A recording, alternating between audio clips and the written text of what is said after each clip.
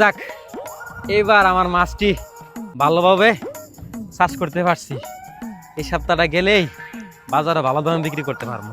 আল্লাহ তোমার দরবারে লাখ লাখ কোটি কোটি শুকরিয়া। বন্ধু, তোর কাছে আইছি রে, আমি অনেক সমস্যায় পড়ে আইছি তোর কাছে। তুই আমার একমাত্র হেল্প করতে পারবি। আমি তোর কি হেল্প করবো? আমি তো গরিব মানুষ, অটো চালাইয়া খাই।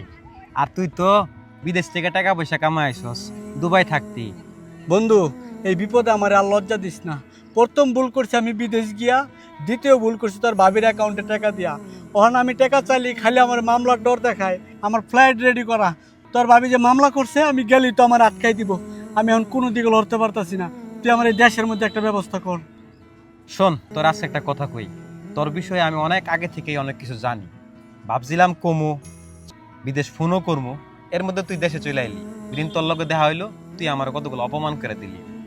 তোর বউ যে আগে থেকে তোর সাথে এগুলো করতেছে, এগুলো আমি জানতাম। এখন চিন্তা করছিলাম বিদেশ থেকে যখন তুই দেশে আসবি, তোর সবগুলো বিষয় আমি বলবো। আর আমাদের বাংলাদেশের পোলাপানের একটা সমস্যা আছে কি জানিস? বাংলাদেশে থাইকা কেউ কাম কাজ করতে চায় না। দেখ, আমার বাপে এই হ্যাসের এটা দিয়ে গেছে। আমি এটার মধ্যেই মাছ চাষ কইরা প্রতি মাসে কমপক্ষে 1 থেকে 1.5 লাখ টাকা ইনকাম করি। আর আমি বিদেশ গিয়ে কয় টাকা কামাইতাম ক? আর দেশের মধ্যে যে শান্তি, থাকা খাওয়া এবং মানুষের সাথে যে একটা সুন্দর সম্পর্ক, এটা কিন্তু বন্ধু বিদেশ নাই। যেহেতু বন্ধু মানুষ ফালায় তো আর দিতে পারি না, বিপদে পড়ছস। আর বন্ধুর পাশে যদি না থাকি, আল্লাহ নারাজ হইব। একটা কাম কর, আপাতত তুই আমার অটোর গ্যারেজে আমার একটা ম্যানেজার দরকার, বুঝছস? ওইখানে থাক, মাসে 50,000 টাকা বেতন দেবো। সত্যি?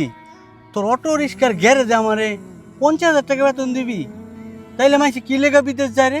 তোর এনে যদি কাজ করতাম, আমার বউটাও ঠিক থাকতো, আমি নিজেও ভালো থাকতাম, এই মামলা হামলার মধ্যে পড়তাম না। শোন, কোনো কর্মই দুনিয়াতে ছোট না। আমার মনে কর যে শখানেকের মতো অটো আছে, ওগুলা দেখভাল করলেই তোর বেতন ঢুকে যাবে। আর তোর মামলা টামলা কি আছে, ওগুলা আমি থানা পুলিশের লগে কথা বললা দেখতাছি। চল। বন্ধু, তুই আমার যে উপকার করলি, এটা আমার বাপেও করতো না। আমি আমার নিঃশ্বাস নিতে পারতাছি তোর কারণে। চল বন্ধু। আমি সব হারিয়ে আমার একমাত্র ভরসা আমার এই বন্ধু। আমার বিপদে আপদে সব সময় পাশে থাকে, এরকম বন্ধুই সবার জীবনে প্রয়োজন।